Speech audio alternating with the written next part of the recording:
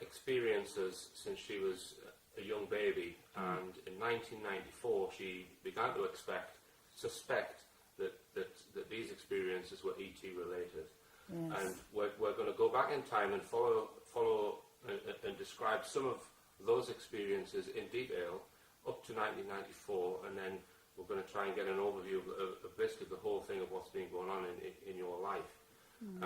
So if we go back to, obviously, 1946, that's when you were born, is that right?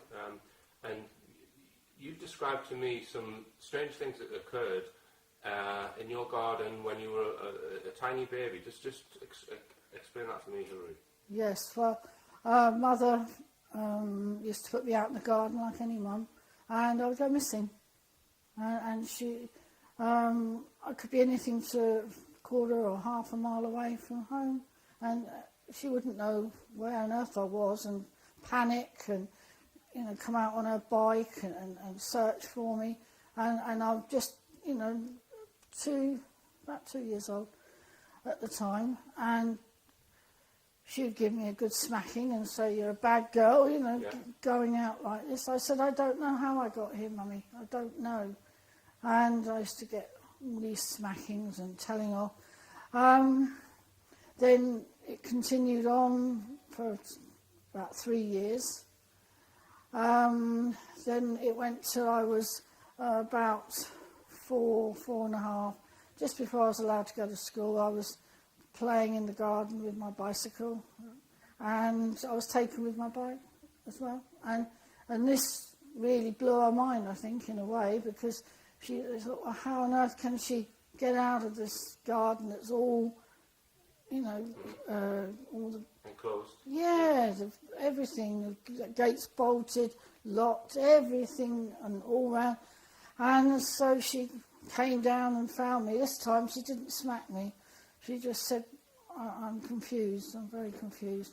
Then, and then we go on to, well... You think that perhaps they did something to her so that they wouldn't notice that you'd gone? Oh, right, they did.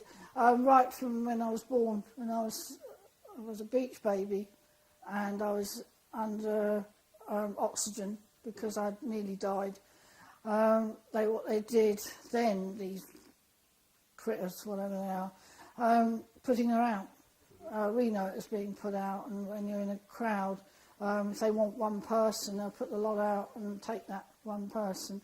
Well, that's what they were doing to my mum, and she's only admitted it in less than a year. It's barely 12 months since she finally said to me, because nothing came together. I couldn't understand why a mum would put a kiddie in the garden and all this sort of thing and not keep an eye on it. I certainly have, and most mums I know do.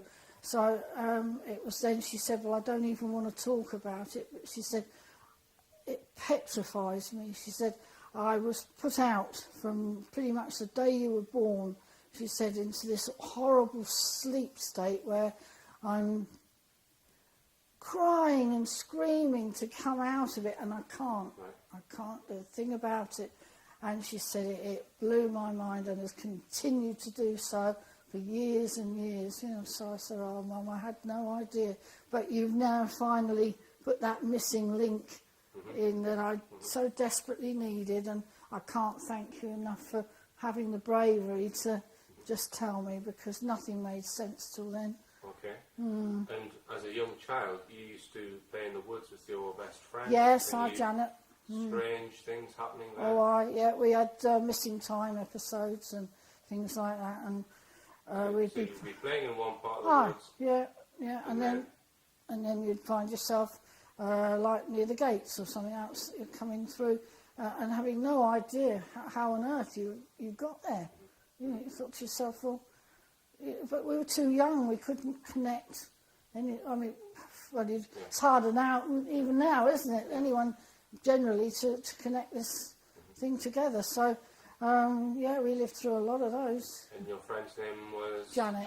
And I've spoken to Janet, and she's, corroborated everything that you said, I have to say.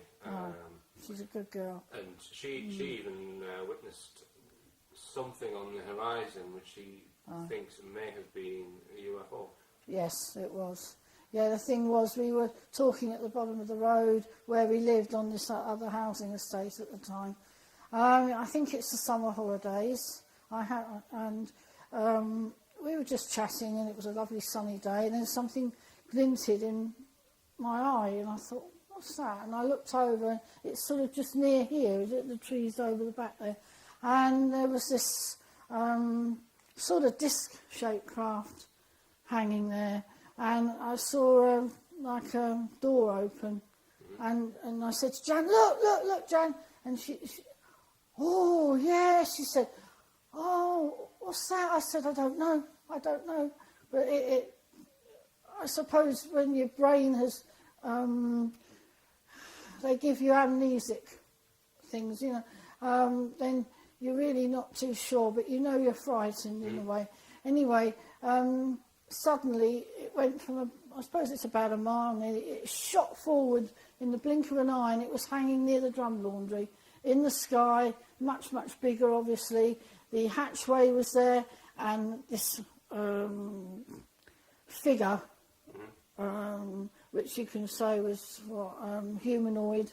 It had arms, legs, head, body, very large, standing in that doorway.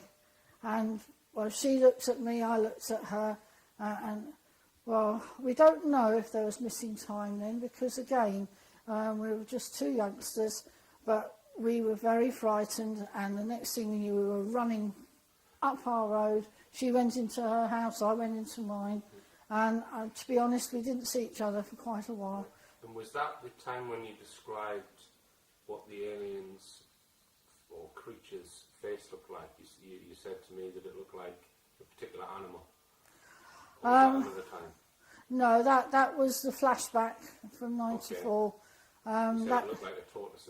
Aye, yeah, it turned the coin, if you like, up the other way, okay. and that went right the way back to when I was 5. Okay, so this is in 1994. You basically realised and started having more flashbacks, and were able to put it all together. So this time in your childhood, you didn't have a clue what was going on, basically. Oh no, not at all. So if we can go to your sort of early adulthood, in 1969, you were in a relationship and you had a problem.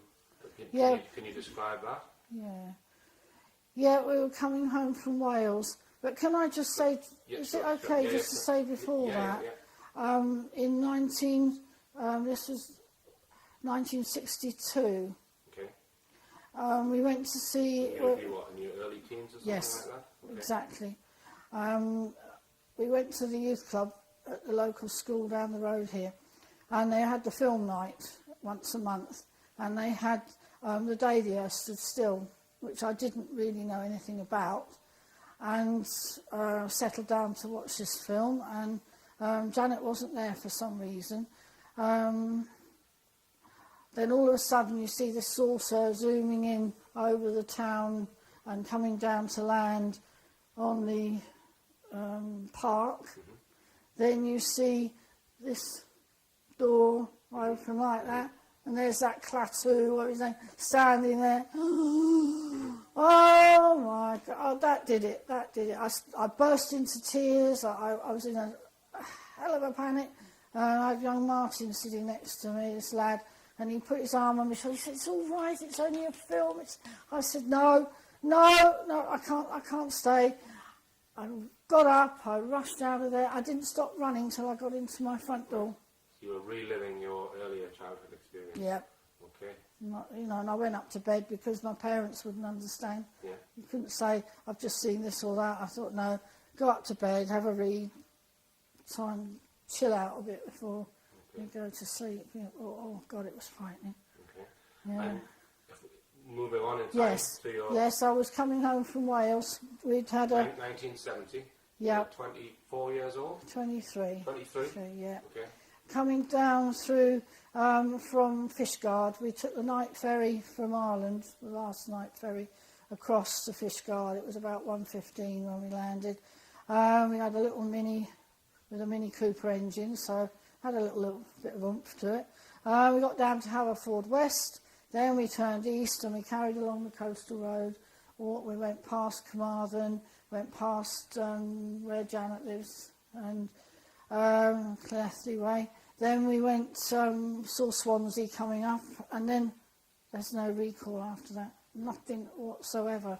And I've battled with this for years and years, and I thought, something more. Well, the thing is, the next thing we do, it's early morning, sun's just about rising. We're on the outskirts of Cardiff. I'm certainly aware where we are. I can see the Severn Bridge over there. I can see Weston-super-Mare. I can see the Somerset levels, and going up towards the Devon area. And I thought to myself, well, it's a bit weird, We were in a garage forecourt. There's a beach just over the road, sandy, dark colour. And but the thing is, I'm very ill. I had the last of the food the night before because we'd run out of money, and I suppose I put it down to sort of like a migraine, but I was hurting all over from head to foot. I noticed I had a few bruises on me as well, and I thought, this doesn't make sense. I'm so ill. Shouldn't be like this. And I mean, some people might say, well, okay, you had something bad to eat. You had a bad dream and you fell asleep and then you woke up. They might say that. But this specific event, you had flashbacks to this event. Oh yeah, a few years later, yeah. So in that flashback, a lot more detail came out as to what happened. Right, it so certainly did. I mean, it's actually pretty incredible, some of the detail. Do you want to describe some of the detail from the flashback? Well, the thing was, I was ill all the way home. I went to bed. I noticed I had triangular marks of red suction pad. So is this marks in of blood. 1970 you noticed these marks? Yeah. Okay, so you had That physical very marks day. in your body that you couldn't explain. Yeah. Okay. But I was so tired and so ill that I just fell into bed. And it was another 7 years before I started having these flashbacks. Yeah, I was with an alien who was about 6 foot tall in green overall, and he had a box attached to his chest with buttons and things on it. He had some smaller aliens, and I cannot see their faces.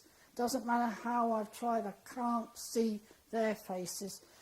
He says, thanks for joining us, he said, as I'm walking towards them. You can be part of our team. So I said, oh, thank you, He said, I'm going to do seismic testing on this beach. And when I press some of these buttons, everything's going to go all wobbly, and the people walking along, and now this is daylight, and well, my experience was at night, so this is, I'm sure, a cover memory.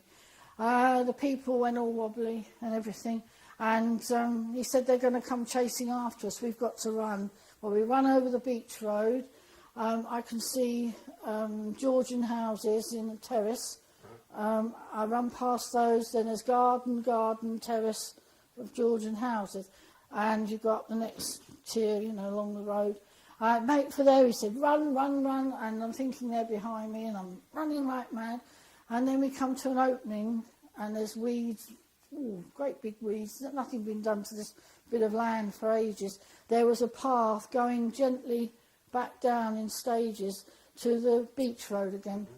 On the beach road, right near the path, were like two black...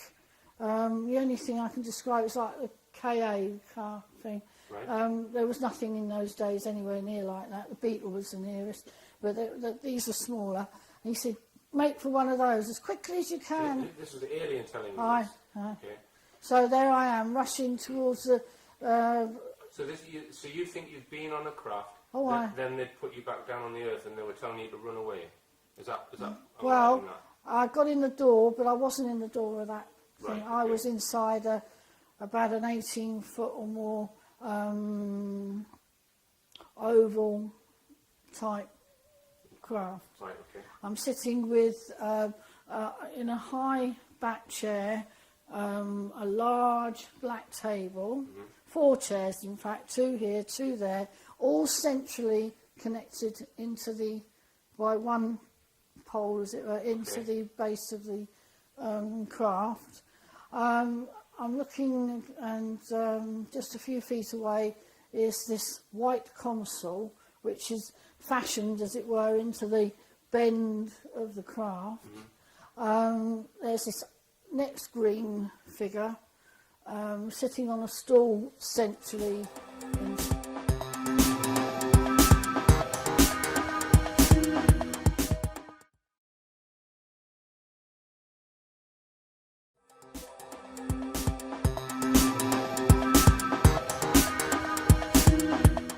would you describe him? Again, I could not see his face. He just wore the same green coloured overall. He was working something, and I said to the chap in the sort of standing next to me, you know, is it all right for me to have a look? So he said, yeah, you can get up and have a look. So I got up and I had a look, and it was like very much a grid system. And this grid system, you could see the land, and you could see this light sort of flashing like this across, you know, and I said, oh, that's really interesting. So, yeah. You're on board this craft. Aye. You're speaking to a guy on this craft. Yeah, who's operating this strange console thing. You say, well, can I have a look at that? And what happens then when you say, can I have a look? He was quite happy about it, and I thought then, you know, because I hadn't seen a lot of lay systems, but it seemed to me that there was something definitely connected with the earth he was using. Then I turned my head this way. I saw a semicircle of front windows, and I saw another guy sitting on the same kind of stool in the same kind of green overall, using these kind of lever things, working this ship. But what I did see was we were going at one hell of a rate of knots across the River Severn. We had gone past Weston-super-Mare. We were coming well into like Hinkley Point or somewhere in that particular part. Really, really fast, you know. Then it goes. That's it. I have no more. It's gone. And one question: how could you equate that when you're remembering it with 1970 from 7 years later? How did you know it was you as 24 years old? 23, 24, yeah. Was the car there, or was there something there? Well, my memories of actually being at that beach, right, by that particular beach. Yeah, and taking in the landscape round me when I was there. I knew where I was because again I'd seen, and apart from this occasion, I'd never been there in my life before. And when you relived that in 1977, you still didn't fully equate that it was all to do with the abduction phenomena or anything like that? Not in 1970, no.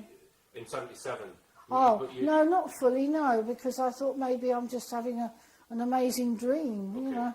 It felt so real, and this is it, this is what they do to you. So you still weren't sure whether that was real or not in 1977? No, I was not. Okay, right.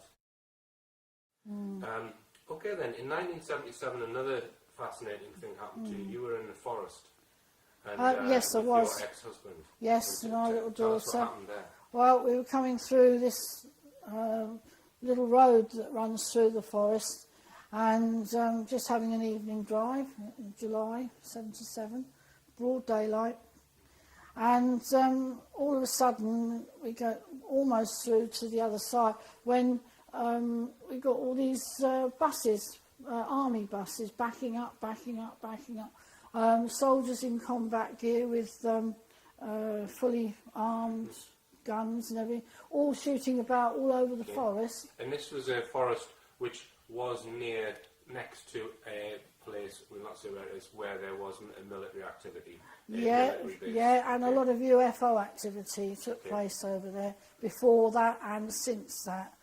And we had no choice but to turn the car around and go back the way we came. I noticed as we turned the car around, there was quite a sizable edge to the road, no grass and stuff, but it was burnt. It was a huge circular burn mark, and I thought, uh-oh, you know, something's, you know, this is a crash retrieval. If you know, I'll eat my hat if it's not, because I've been a researcher, you know, for a long time and studied this stuff. Anyway, we came back the way we did, around this bend in the road and everything. Then suddenly something took my eye, and I looked up, and there was two white figures on about a 10-foot embankment. They were both looking towards where the soldiers were beginning to really spread out, I'm sure. And so I only saw the side. I didn't really see their faces. They had these helmets on, which their faces were slightly in the eye. And then they were very thin. They both looked what we would call anorexic now, of white, all in white.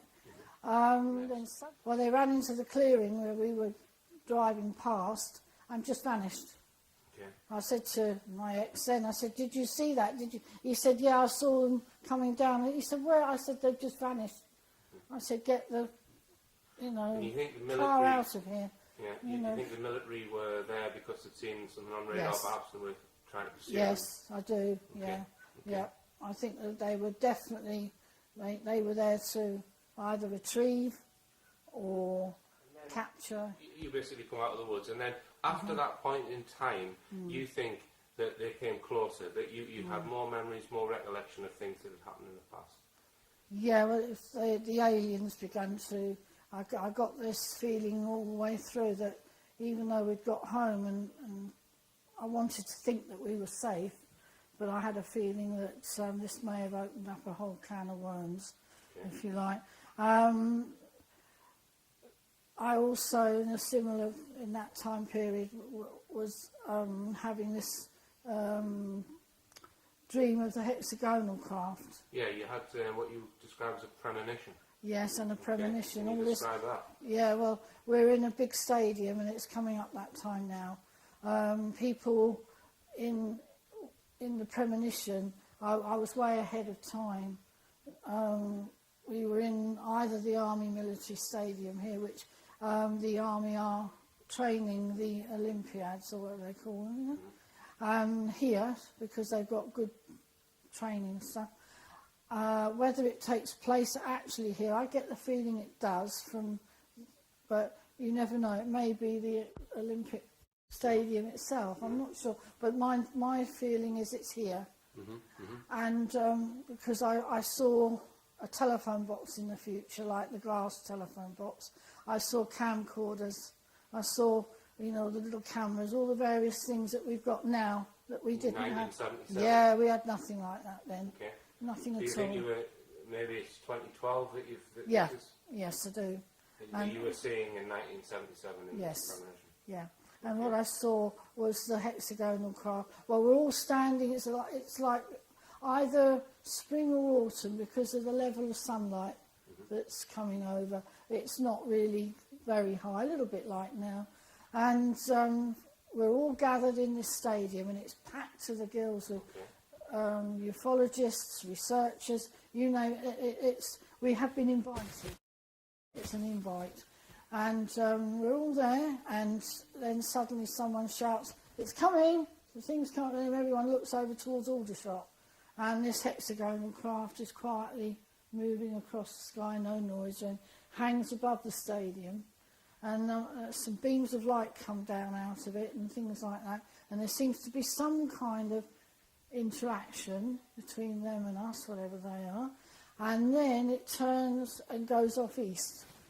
Another one behind it, which just carries on and doesn't really get involved.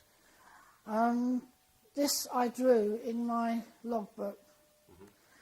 All the time I was putting things in my logbook, I was getting the feeling that something was boring its eyes into the back of my neck. I'd sit here and work, I had a table in those days, and sometimes it would feel so bad, and I would get out into the back garden, just to have a breather, because it used to really get to me. Anyway, Omar Fowler, who's another well-known researcher, used to live here then. And I'd had another sighting, I think over those woods at the back there where we live. And he came over to see me and did a form and everything. And he was flicking through my logbook. And as he flicked through, he said, "Where did you get that?" So I said, "Well, I've drawn it from a dream, and a sort of premonition." I've been working on that, he said, for quite some time. He said, oh my God, look at the pipe work underneath. He said, oh, he said, this has to go to America. So I said...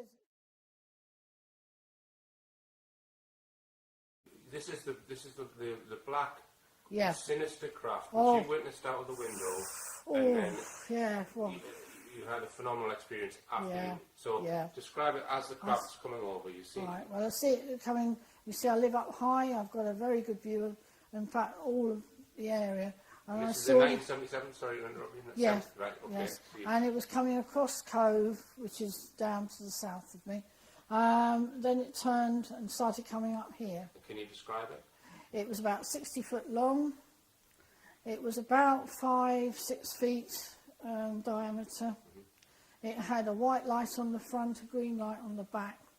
It came round the back of our school, round the back of the houses, and went up over Fern Hill, where the trees are and everything. There is an old World War II landing strip up there. It may well have touched down there.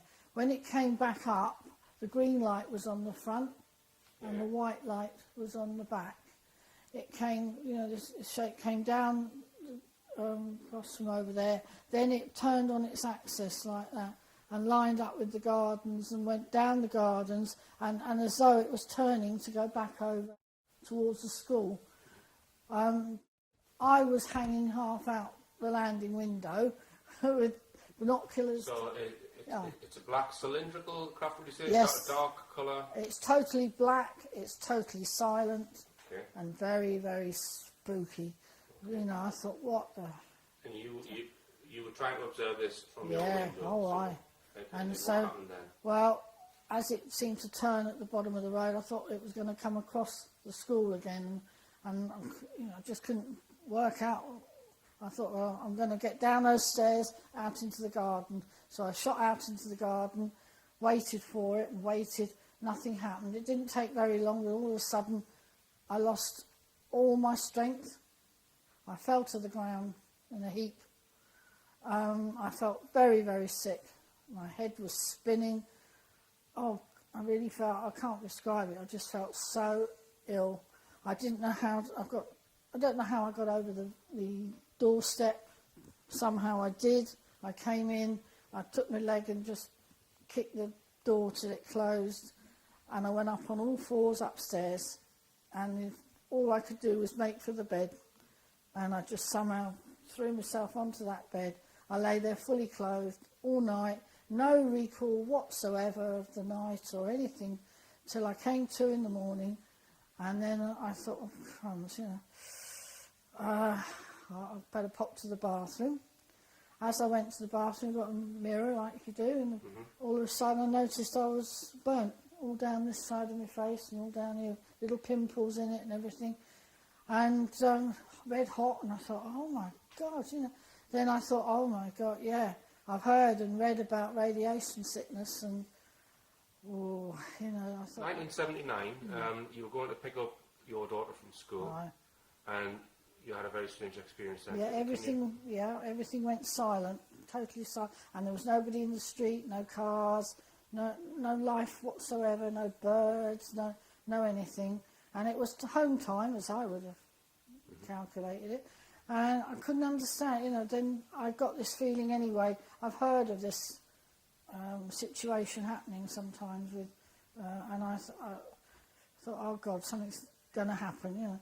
Then I see this old man, or at least in the distance, coming round the corner of the bottom of the road, and he's walking with a real gait on him like this, you know. And I thought, and he was dressed exactly as the reports in the paper the year before, in the summer, of this MIB person. Men in black. A man in black, yeah. As in a really funny kind, you know, really not funny ha-ha. And not, not government either. Anyway, he stopped by the garages at the bottom of the road, and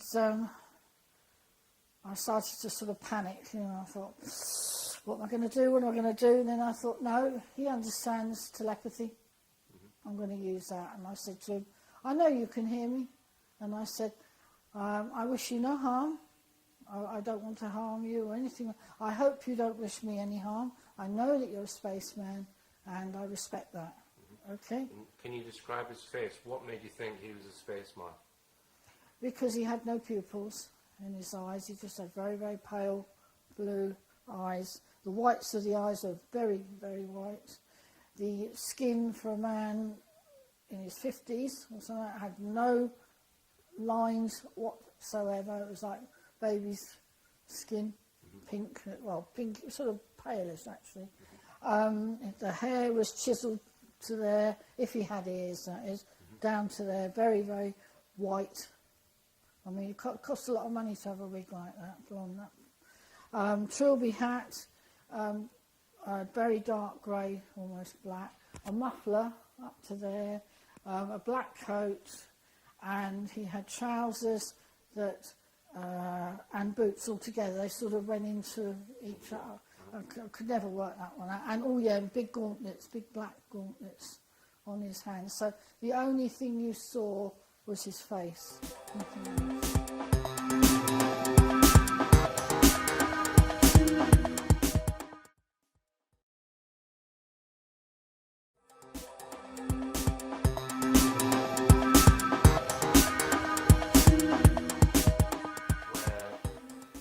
Figure came into your garden. Can you explain that one right from the very start as to when you suspected something was wrong? I put Sally to bed, I suppose, towards 7:30 on this evening, particular evening. It was early April when the days had just gone forward, you know. And I was tripping down the stairs to come in here, so I probably to pop the TV on, you know, and have a rest. And I stopped suddenly. I just realised I was standing in my armchair and there was this huge figure in the window. Oh my God. Oh, he was absolutely massive. And I just... Estimate of the height?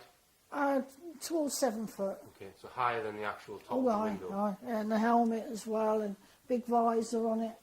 And I don't know what material, I wouldn't call it leather, I'm not sure what it was, not plastic. But it did take a bit of the evening sun on just the edge of the helmet and down that edge. Can you describe the helmet? Because there'll be people watching this thinking, well, it was a motorbiker. Well, it was around, but it came right down and into here. Right. And then it had a square or an elongated sort of visor here. Okay. And that's all you could see, more or less from here to here. All black. Everything in black. And I thought, don't blow this girl, because you are a researcher, an investigator. This sort of thing is something, you know, very, very important, very important. So I tried to hold myself together. Couldn't move from the spot, just could not move. Whether he did that or it was just sheer fear. But then he raised his right arm like that, his hand with a big gauntlet on it, and I felt it was the right thing to do as well, so I raised mine. Okay. And I thought, well, you know, people would rather shoot at these things than even, you know, let's not throw the baby out with the bathwater, as it were.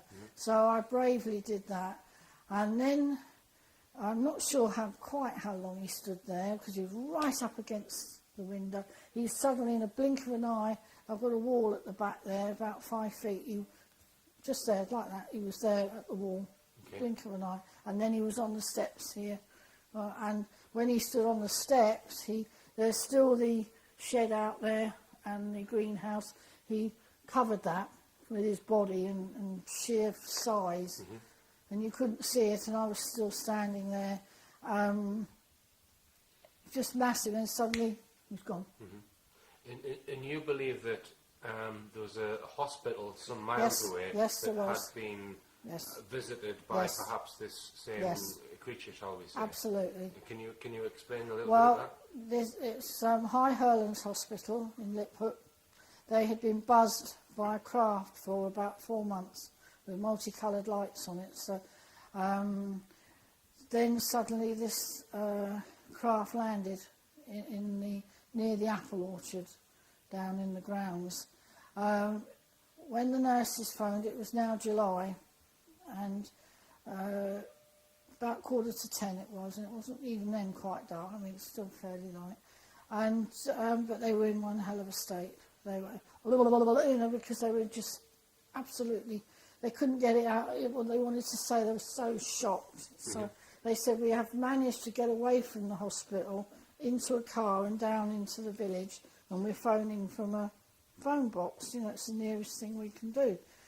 And I said, right, you've done well. But then it took about 5 minutes before they could come out of this shock. And then they started telling me that this thing didn't walk, it moved at a fraction, you know, speed this way, that way, all around the gardens. The nurses couldn't come on duty. Nurses going off duty couldn't get down to the nurses' home. It was coming up to the window. I said, well, what was it like? So they said, very, very big, all in black, and it had this strange helmet that came down into his clothing or whatever, a visor, black visor, and big gauntlets and everything. And exactly what you had. Yeah, but just at that time I hadn't connected it, if you know. I was so worried about them. And that was investigated by Omar Fowler. The UFO researcher Omar Fowler. Okay. Because I had to ring him, because they said, would you come down? I said I would at a shop, but I can't because I've got a little girlie myself upstairs in bed and I can't leave her. So they said, okay. But I said, hang on, you know, you're going to get someone, I promise you. And I rang Omar. I said, I'm sorry it's late, Omar, but I said, something's going on at High Hurlands Hospital. You know, and when he knows it's a biggie like that, he's going to go straight down that, and that's what he did. He didn't ever tell me, other than when I read in Alien Encounters, his account of what happened. Right. But the ladies themselves, the nurses, told me a great deal. So there was a second incident with this big figure. Yep. And what year was that? 82, November. And the first one was?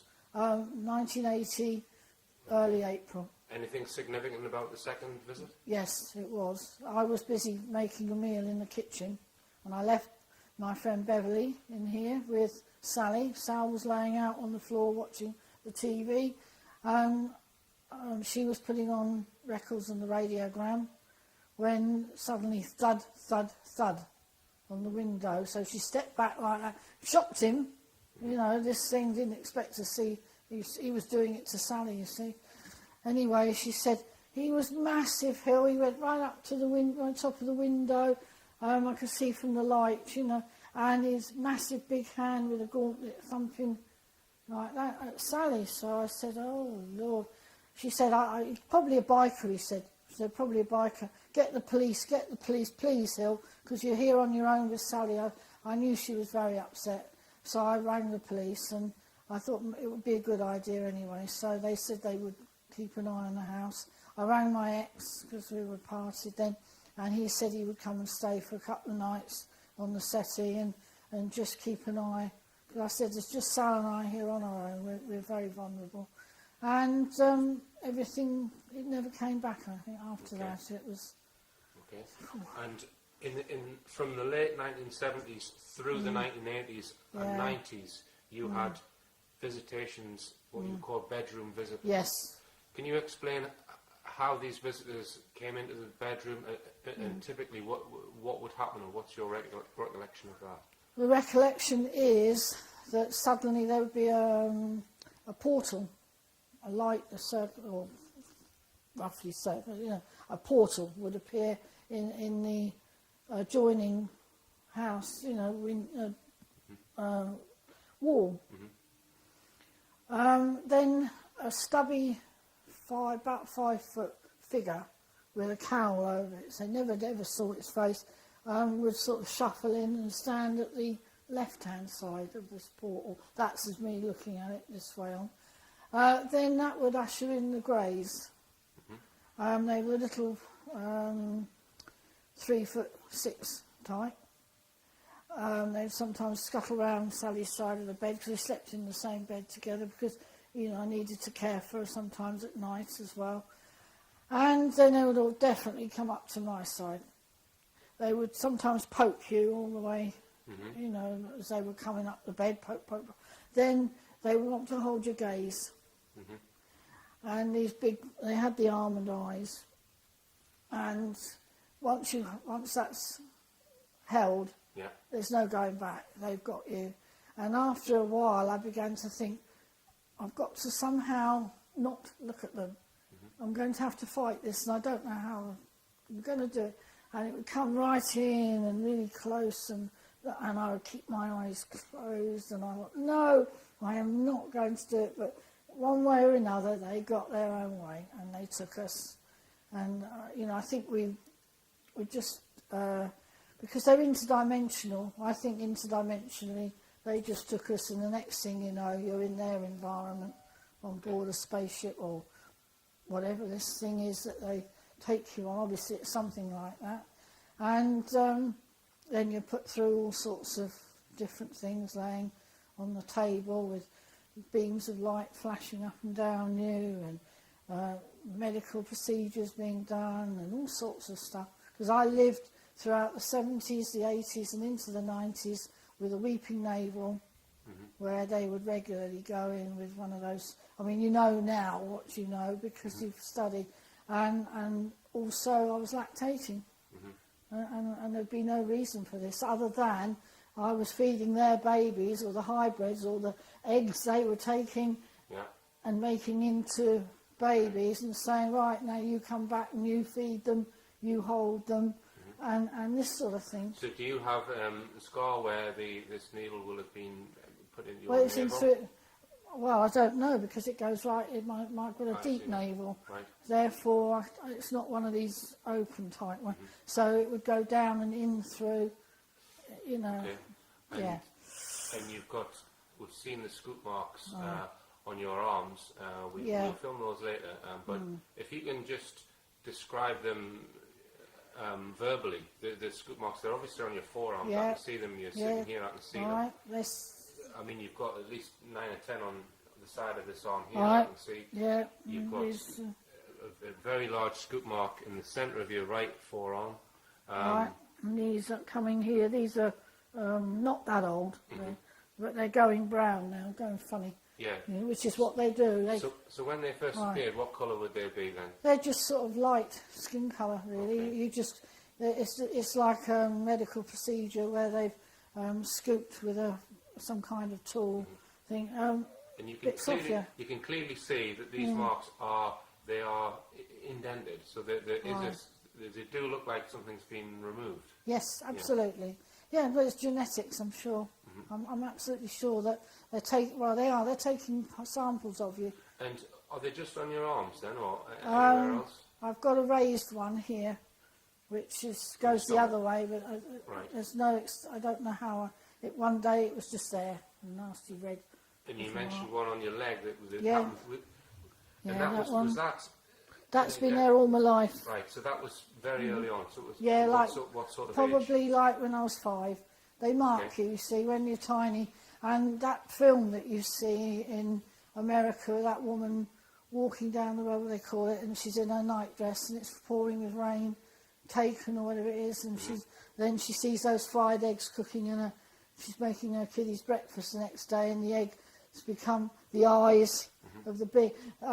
She too, her sister said, well, do you not remember during the film, that is, these marks? And she lifted her skirt, and she had one like that. Right. And then she said, oh my God, yeah. And of course, they both had them, because they were abductees. It had been going on all their life. And you believe that you may have something inside your right ear. Yes, Can you definitely. Just explain that to me, please. This it's like a pronged thing. I've taken a piece of wire. I've taken a sample, as in like the dentist does for your tooth, an impression, and I took an impression of that because once I realised that I'd got it, I wanted to know what it looked like. Okay. So I managed to do that, and it's a little bit like a telescope. It's got 3 sections, very, very minute. Then the rest goes down into my flesh, into the ear. Okay. And this thing sometimes comes right out to the very edge, it depends what I'm doing. It seems like it. So you sometimes feel it moving. Oh, yeah, you got that feel, and it's slightly longer some days and retracts a tiny bit Okay. on other days, just a Okay. tiny bit, but it's always there. Okay. And there's whistling and strange sounds come from it, and it was only last year, and all the years I've had this in there. So when did you first notice this? About 20 years ago. Okay. Yeah, it's a long So, time. Quite a long time. I must have gone through all those abductions and perhaps not realised, you know. Well, you may have had it before then. This is just when you noticed it. Yeah, Okay. the thing is, and then it was like I was just laying down to go to sleep, and like a little voice came from it and said, "Good night." Okay. I thought, Right. whoa, wow. And I thought, you cheeky wazzocks, you know, the lot of you. Because, Okay. And was that in English or was it telepathic or how was that? no, it's like a little voice coming So from, okay. yeah, coming from the implant. Okay. And these nighttime visits were very numerous, is that right? And they went on for a long period. Yeah, they really focused in on us from the 79 June sort of time, right the way through to 82. Okay. Yeah. And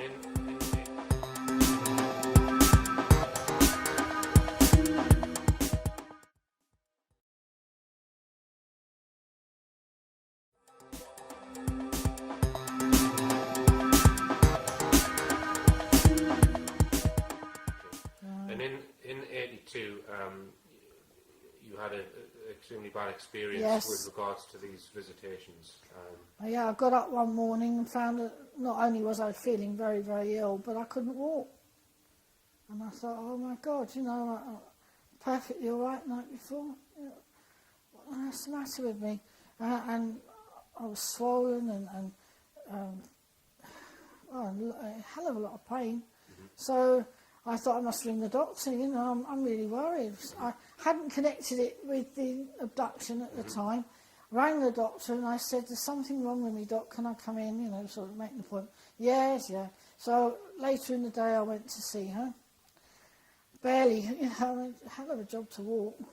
Got into the room, you know, to be examined. She examined me and she said, oh my God, like that. See, I said, what's the matter, Doc? You know, what's the matter? So she said, nothing. You know, she just didn't say anything. She said, I need to get another doctor. I thought, oh God, this must be really serious. You know, another doctor comes to check me out, and when he's looking at it, looked at me, and I said, oh, can you please tell me, you know, what's the matter? And they just went into the corner of the room, gabble, gabble, gabble, gabble, gabble. He cleared off. She came back to her desk. She said, you can get up now and get dressed. I said, what's the matter with me? I'm scared, Doc. You know, I'm really frightened. She said, well, I don't know. You know, I can give you some cream, she said, and I can't, you know, she just wouldn't entertain anything. So I thought, well, it must be something really serious, you know, and I'm possibly going to die of this, and they know they've got no treatment for it. I lived for 10.5 years like that. Okay. Not knowing whether there was anything the matter. No, she was my doctor all that time. Then we got a new doctor, and I had to go, like we all do, for checkups occasionally and things. And I said to this new doctor, I said, can you see if I'm okay or not? It took a lot of courage just to do that. And I had him check up, and he said, you're fine. He said, absolutely fine. I said, really? He said, oh yeah. He said, there's nothing wrong with you.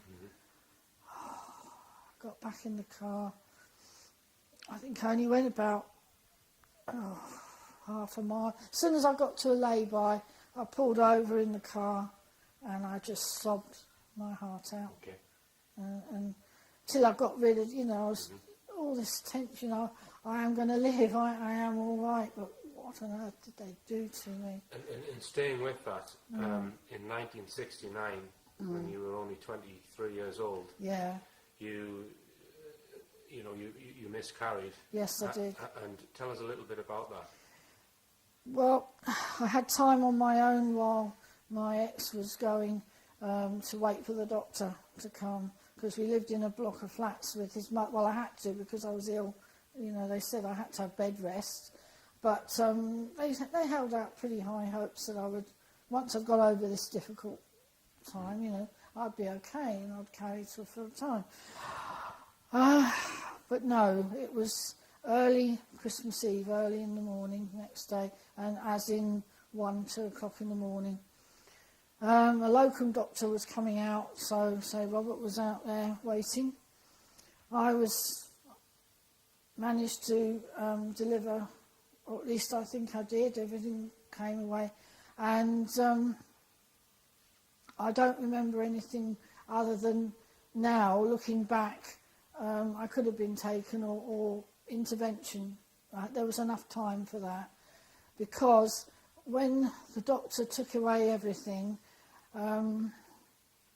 about 4 months later, when I was a little stronger, I went to have another checkup, and I said, could you tell me please, you know, was my baby a boy or a girl? You know, it would help with the, you know, the fact that I'm still grieving and everything, and you know, obviously for the future, you know, you obviously surely, you know, got to know these things.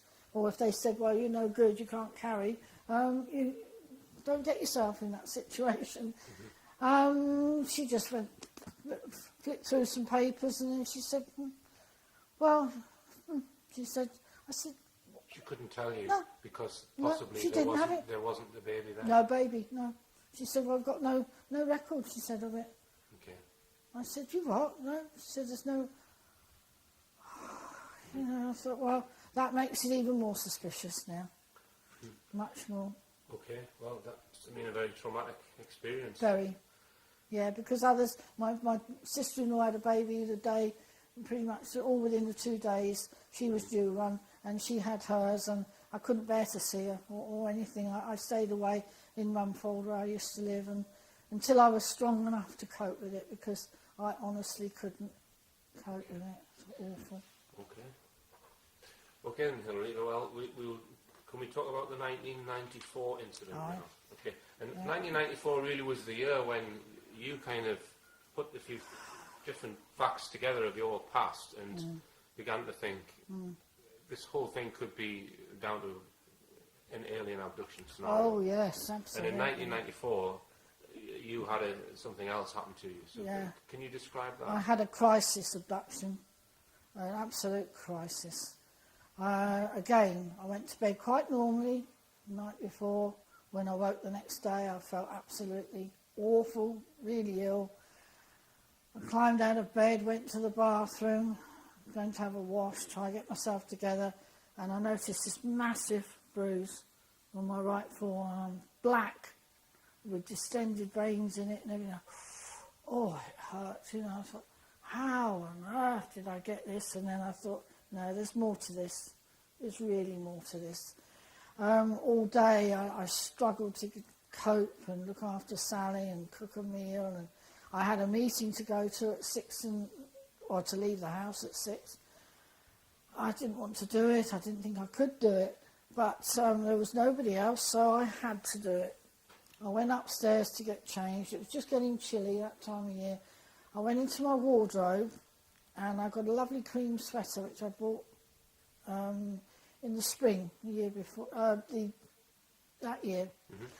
I had worn it only once, I think, and it was perfectly okay, you know, and I'd hung it on its hanger like you do. And I had the shock of my life because it was all splattered. I had this massive splatter, orange-brown, again, a bit like... Where your bruise was on your arm. Yep, and it had splatter all over the front. Oh, I was really angry, you know. I thought, how can that be, you know? And it was just like the last straw of a really bad day. I thought, well, I put it on, and it's like you say, the bruise tied up exactly, and I started getting a really cold feeling all down my spine. It was off in a bag. I thought, I'm going to find a polythene bag, shove it in there. It may come in useful for in years to come.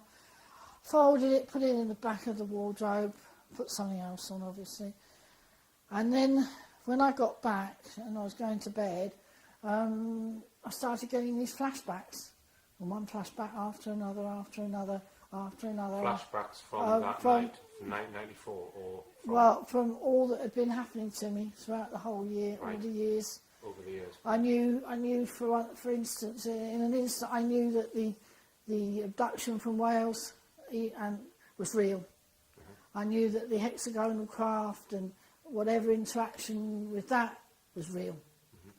I knew that all these bedroom visitors and what had happened with Sally and myself was real. I knew that the black figure, all the things that I'd ever experienced were real. Something triggered in your brain which made it all clearer. Yeah, much. I mean, I never doubted those because I was like I am now. I saw them in my own eyes, the figures, the black figure and all that. But then I'm going right back into early childhood. Jan and I standing at the end of the road, and it was real. That really happened. We really did have missing time, and you're going back and back and back and back till I'm 5 years old. Then I start remembering the abduction, which I'd totally forgotten. It comes back in like sepia film, in section. Yeah. Right. And what I see is this little kiddie coming into the bottom of the field, and the grass is high. Well, when you're only 5, everything's bigger than you. And this little kiddie suddenly splays out into the grass, and it's moving along like this, and its legs as well. And then I'm seeing what it's seeing, and it's a disc, a self-lit disc on the other side of the field in a slight, probably what was left of a bomb crater or something like that. Weeds and grass have grown all around there. And can't think what it is because I'm only 5. I'm moving forward a little bit more and still. Then the camera, because I'm thinking it's a little boy, you see, and it's got a cap on its head and everything, pans in onto my face. And then I see my face. Oh my God, it's me. Oh. Then all of a sudden. So this is the missing time in the woods Oh. from your childhood. No, this is the missing time when I was much younger. Oh, younger than that, when Yeah, you were. we've never had that back, Jan and I. We've never had what happened to us. This is when I'm 5 now. I'm going right back to what this. we spoke about earlier with your mother. Aye. Yeah. Okay. Yeah. Well, this figure suddenly was there in front of me. It grabbed my arms, and like a sack of potatoes, it pulled me right across the field. Bang, bang, bang, bang. All the rough ground and everything. And just no regard for me whatsoever. We went under this thing, and there's like a tube thing with a door in it. The door slid open. We go inside. The door slides back, and then you feel yourself rising up. And then I'm in a round chamber with what looked like consoles again, with lights flashing on and off all sort of around me, and it's all dark, completely dark. They seem to work very well in the dark. Little figures moving around. That's I guess like this one was. The thing was, the only way I could describe it was like a tortoise, because it had scaly skin and it had black eyes, slips for nose, slip for mouth, and I had never seen anything other than a tortoise. See, so that's the only way I could sort of, it was kiddie's mind, yeah. But it was obviously not a tortoise because it didn't have a shell on its back, it was walking around On 2 legs. Aye, just like you and I. So I thought, oh my God. Then next thing I know, I'm being thrown on this bed thing, all in the dark, clothes all stripped off me. They've got this really sharp instrument, and they start digging it in from my feet, up my legs, maybe, and I think that's how I came to get that as well. They did something there, and then all the way up to my head. Well, I don't remember anymore. I just remember them going through this procedure, and then it's gone. I've got no more memory after that at all. But very frightening. There was one book on there, on that shelf, and it was David Jacobs' abduction book. Right. Whoa! Picked that up, paid for it, got home, started reading. getting really... And he's a renowned American abduction researcher. Yeah. But Yeah. I went through that, and then all of a sudden I started panicking. And I thought, oh... And it says in there, if you're finding it difficult to read, it's because you are an abductee and things are coming back and what have you. And I thought, you're dead right there, you know. So that happened. I rang dear Tony Dodd, because now I was growing a bit and getting stronger. And I said, Tony, I need to know. I've been in contact with him once or twice. I said, am I an abductee or what? And he said, tell me everything. And I told him everything. And he said, yeah, everything you're saying bears out. He said, I'll write you a letter. He said, maybe it will help you in some way. I said, well, I really appreciate that. I went to Margaret Fry in Wales, and I rang her up and I said, Margaret, can you tell me please, you know, I am a researcher and everything, but I need to know about this place in Wales just outside Cardiff. You know, I've read a lot of reports from Wales, and my friend Janet has given me many things from her own papers and stuff. Oh, my dear girl, she said in her lovely little accent, she said, there have been many abductions from this hotspot that you were in. She said, you're outside the garage, weren't you? And I said, yeah. By the beach? And she said, in the Saturn. I said, yeah. She said, yeah. She said, you were in a hotspot there. She said, how you got there, of course, is another thing. I said, yeah, you're right. Because, to be quite honest, I think they may have turned Robert off, my ex, and taken the car, taken everything, because the other thing was, when we were driving home from, you know, and I was ill, he kept looking at the petrol gauge, and he kept thinking to himself, you know, I should have used a bit more petrol up than that. You know, there's at least a quarter of a tank still, you know, it filled up well in Ireland before, but he couldn't understand. Well, it makes sense, doesn't it? If they've taken you and then dropped you off, you know, for, what, a couple of 100 miles or whatever it is over there. Well, the only good thing about it is you've still got petrol. So, amazing, you know. So I had to verify everything and be absolutely sure what I was dealing with. And once I did that, I could move forward. Ken invited me up to Bedford to the beams. This was in 1997 when you met other abductees, and it was then... Yeah, they walked in through the door, there was 8 or 10 of them. They all looked so familiar. And I thought, I know you. And they were doing the same thing, because they were looking at me and thinking, we know her.